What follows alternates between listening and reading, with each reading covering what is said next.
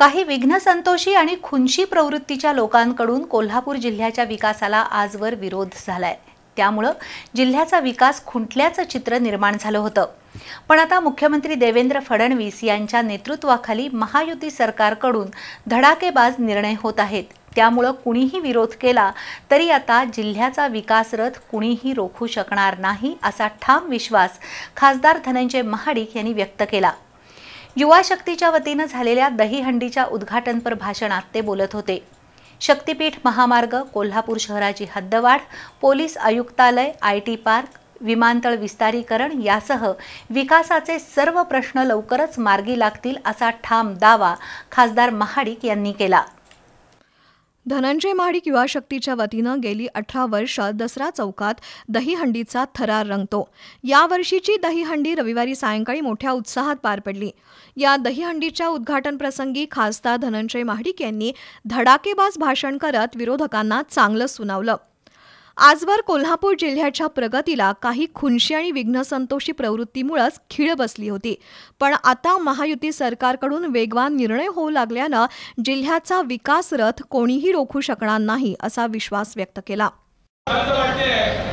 कोल्हापूरचे मात्र प्रगती आहे, त्याच्यासाठी जाणीवपूर्वक काही विघ्नसंतोषी मंडळी, काही दुष्ट प्रवृत्तीची मंडळी, काही खुनशी प्रवृत्तीची मंडळी आणि काही समूह कोल्हापूरचा मात्र विकास होण्यासाठी किंवा प्रगती होण्यासाठी अडथळा निर्माण करण्याचं काम करत आहेत।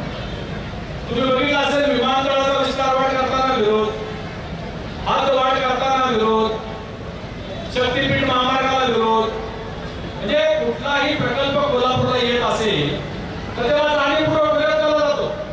काँग्रेसनं कोल्हापूर शहराला गळक्या पाईपलाईन शिवाय काय दिलंय असा सवाल खासदार महाडिक यांनी उपस्थित करून या योजनेची कामं अजूनही अर्धवट असल्याकडे लक्ष वेधलं। थेट पाईपलाईनच्या पाण्यानं एकट्या माजी पालकमंत्र्यांनीच अभ्यंग स्नान केलंय असं टीकास्त्र खासदार महाडिक यांनी सोडलं। कोल्हापूरचं विमानतळ देशात टॉप 5 मध्ये आलं असून लवकरच या विमानतळाच्या धावपट्टी विस्तारीकरणाचा प्रश्न मार्गी लागेल। तसंच 624 कोटी रुपयांच्या निधीतून बास्केट ब्रिजचं कामही होणार असल्याचं खासदार महाडिक यांनी सांगितलं। त्याचबरोबर शक्तीपीठ महामार्ग, आयटी पार्क, कोल्हापूर शहराची हद्दवाढ, पोलीस आयुक्तालय हे प्रश्नही येत्या काही दिवसात मार्गी लागतील। सर्किट बेंचमुळे कोल्हापूरच्या विकासाचं महाद्वार खुलं झालं असून लवकरच पूर्ण खंडपीठ होईल असा विश्वासही खासदार महाडिक यांनी व्यक्त केला।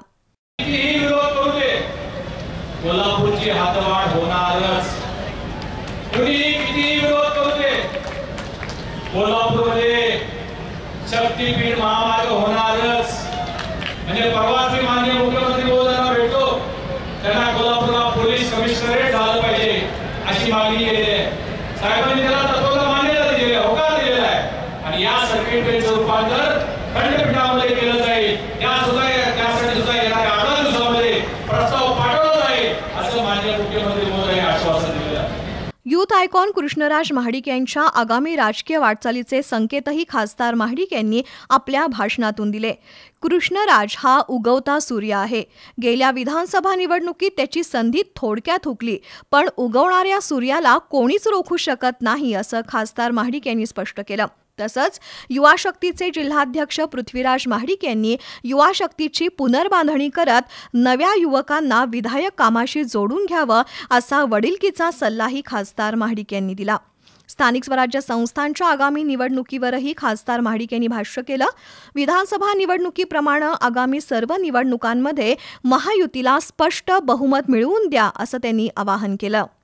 येणाऱ्या महापालिका आणि जिल्हा परिषदमध्ये आपण सगळ्यांनी महायुतीच्या आमच्या या सगळ्या उमेदवारांना साथ द्यावी, संधी द्यावी, आशीर्वाद द्यावी ही विनंती मी आपल्याला आज या व्यासपीठावरून करणार। त्याच पद्धतीनं गोकुळ संघाचं मैदान सुद्धा पुढच्या वेळी आपल्याला मारायचं आहे। माजी आमदार महादेवराव महाडिक यांच्या सत्ता काळात गोकुळ सर्वसामान्य शेतकऱ्यांच्या ताब्यात होता, पण गोकुळवर वाईट नजर ठेवून मागील निवडणुकीत हा संघ महादेवराव महाडिक यांच्याकडून काढून घेण्यात आला। गोकुळवर वाईट नजर असणाऱ्यांकडूनच आता गोकुळला घरघर लागली आहे। नामदार हसन मुश्रीफ यांनी वासाच्या दुधाचा प्रश्न मार्गी लावला पाहिजे असं वक्तव्य नुकतंच केलंय. ज्यांनी मागच्या निवडणुकीत वासाच्या दुधाच्या मुद्द्यावरून राजकारण केलं त्याच मुद्द्यावर नामदार मुश्रीफ बोलले हे बरं झालं असं खासदार धनंजय महाडिक म्हणाले. लवकरच गोकुळ पुन्हा महायुतीच्या ताब्यात येईल असा आत्मविश्वास खासदार महाडिक यांनी व्यक्त केला. पंतप्रधान नरेंद्र मोदी यांच्या नेतृत्वाखाली देशाची चौफेर प्रगती सुरू असून विविध योजनांच्या माध्यमातून सर्वच क्षेत्रांना पाठबळ देण्याचं काम भाजप सरकार करत आहे.